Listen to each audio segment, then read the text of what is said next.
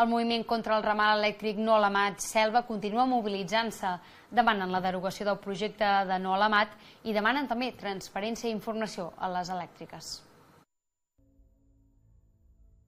No Alamat La Selva continua demanant un projecte d'electrificació de la comarca amb menys impacte ambiental. Exigeixen que s'estudiïn alternatives de subministrament del ramal que ha de passar per Riudarenes, tenint en compte les necessitats elèctriques del territori i que no requereixi una línia d'alta tensió.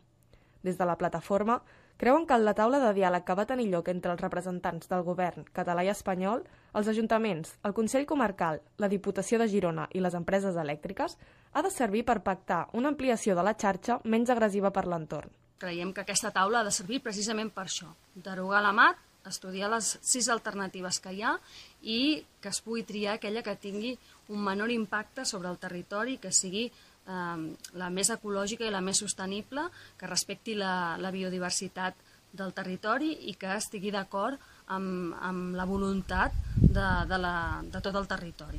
Per altra banda, també demanen informació i transparència per part de les companyies elèctriques sobre el consum del territori.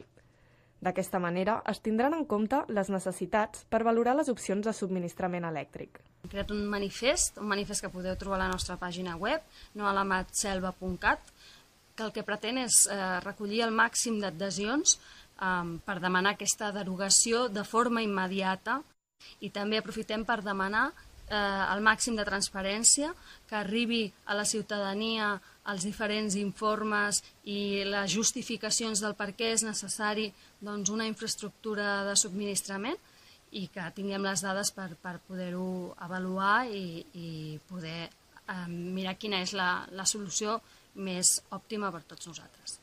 Amb aquest manifest es vol fer notar que a la comarca de la Selva estan en contra de l'AMAT.